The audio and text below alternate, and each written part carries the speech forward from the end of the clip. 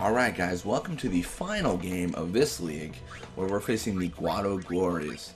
As of last video, we've actually been just going through the videos today. Over the last couple hours, I beat the tournament.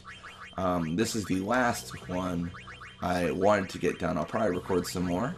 But in this one, we actually want to score 4 times with a boost, just so that we can tie the top scorer prize. If we tie the top scorer prize, you actually get 2 prizes, which is really good. I believe the top score prize is an either. So, either sell, I think, for 500? I'm actually not sure. If you're curious why I care about selling things, it's because we need to pay for contracts for our players. So, either's are like a way to go about that. Very, very terrible start. We lose the ball immediately. Definitely a sign we're going to lose the game. No, not really, but it is not a great start. Really not a great start, actually. Mostly because I think... No, that didn't work. Yeah, Sphere Shot takes way too long as an animation. So we're losing valuable time we could be scoring. And just... I think I started out way too aggressive because this is not... I mean...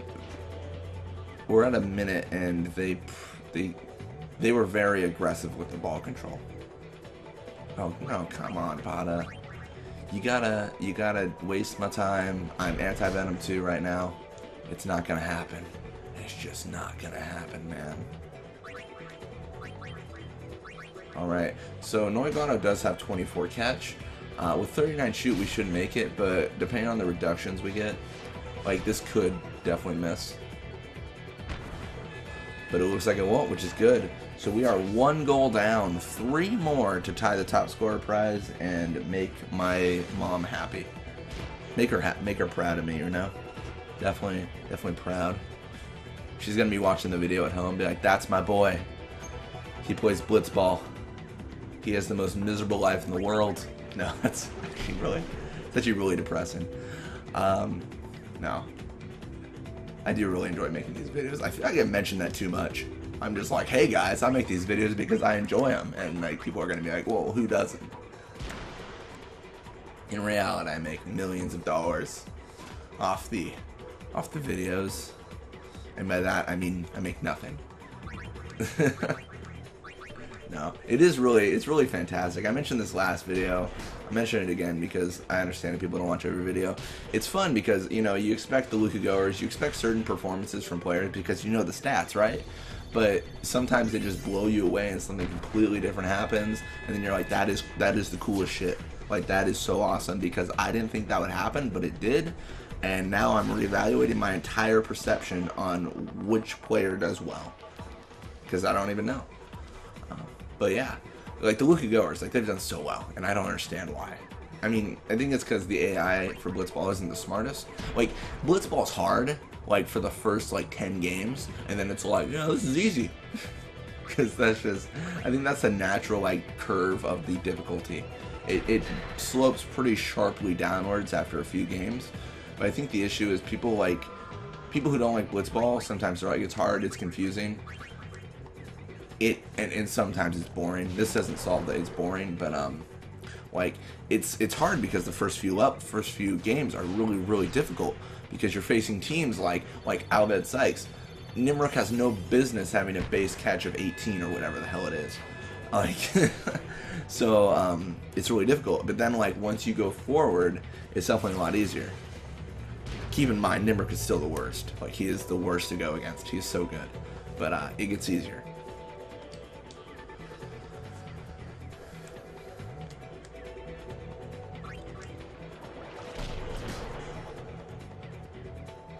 Alright, so Grave got the ball back. That's really good. Unfortunately, we can see here how speed really hurts us because Guaraguado was just all over us. Like immediate, just no chill. It was insane. That is actually why I'm interested in making a speed team. I think if I was going to make a video for a speed team, the speed team would be like, you know, the fastest players in Spira, and you see how they perform in a game. The key there is mark mode. If we mark their forwards, with all my speedy people, it's going to be like, you're going to be encountered by 3 people every time. So what are you going to do? Like, you can't do too much. It's definitely interesting to check out. I've got a few things I want to check out though. Someone left a comment before saying how they would improve my Perfect Blitzball team, or how they would like make their Perfect Blitzball team, and it was I think their point was very valuable. They said I would just get rid of the 2 forwards, which honestly makes sense, because if you just have a defender in place of the forward, then I mean, what are you gonna do? Like, you're just gonna get the ball back that much more. So it's definitely it's kind of breaking the tradition of like, well, you have 2 forwards, and it's like, well, why do you need 2 forwards? Like, you need to score with 2 different people because that's just what the teams are made of. And I mean, I think the argument against that is, well, you want 2 forwards because what if 1 forward's covered? And then my response to that is, well, if everyone's asleep on the opposing team, I don't care. Okay, this is bad. This is bad. Okay, cool. I guess. I was trying to not get encountered there because I mentioned it a lot. I hate having encounters with there's 4 seconds left, and I'm like, there's no point. Like, I'm just wasting time. Alright, well anyways, we got 4 goals with a boost, which is good, which means we just need to focus on not getting scored on and leveling up our players, which is fantastic.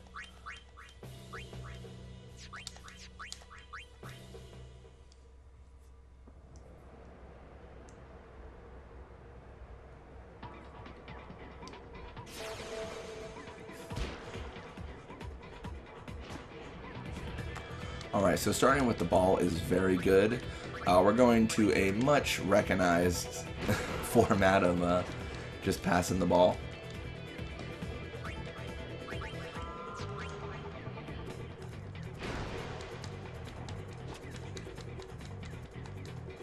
Alright, yeah, and from experience, we normally get around a minute and a half before we get encountered. It might be different because it's the second half, but it appears that it will not be, as they are already closing in. We might not, because they have fast forwards, we might not even get a minute and a half in. We'll probably get, I mean, we should at least get a minute in. Maybe, oh, no. Not even a minute. Dang. That's really sad, actually. Because we care about gaining levels so much. Okay, so clearly we've got a lot of pressure on our players. Like, this is ridiculous. I've got, what, like 2 defenders, basically? I believe Bixen does have tackle slip. It's not effective, but we were kind of just hoping that one of those would be evaded, and then we could just deal with the rest. Fantastic job there. Putting Wedge to sleep is really good because he's a forward, so now we only have to deal with Guerguado over there. At least until Wedge wakes up, which shouldn't be too quick.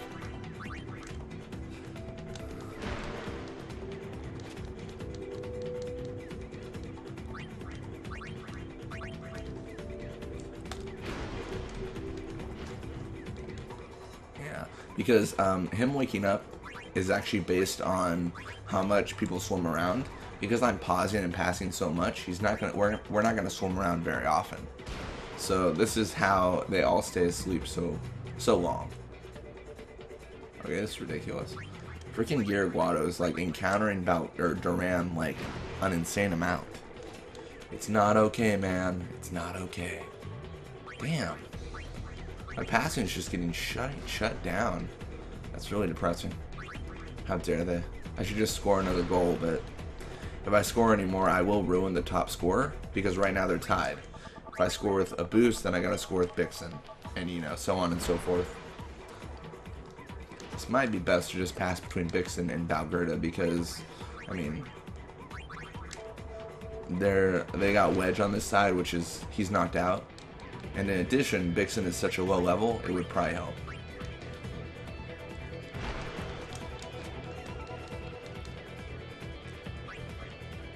Unfortunately, Bixen does only have a level 1 pass.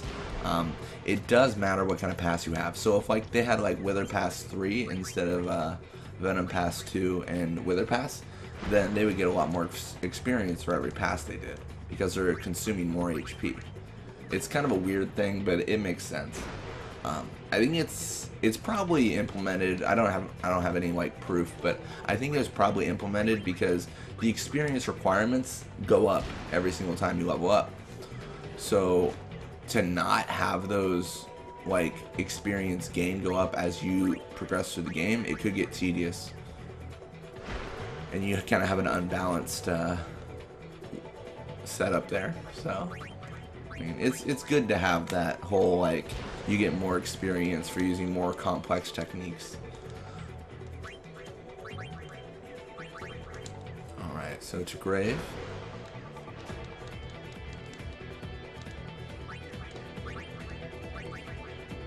We'll just pass it to Balgerda, I guess. I feel like this could go well. Potentially.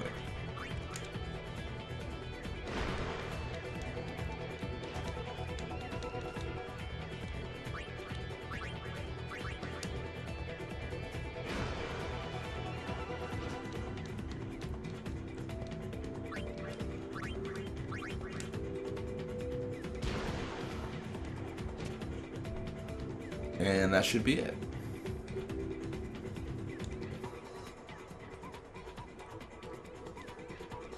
Alright, so we should get on a good chunk of experience. I think it's around 20s for most people. Oh, not even, I guess not even 20s, but it's good enough, I guess. Alright, so more shoot and HP for Bixen, and we got really close to level ups for a lot of the players. But Jamal is sticking with Kill Kabis, Pog Watto, Watto Glories, so no real changes. And it looks like we have tied for the top scorer prize, which means 2 ethers. But as always, thank you so much for watching. I hope you enjoyed it, and I will see you guys next time.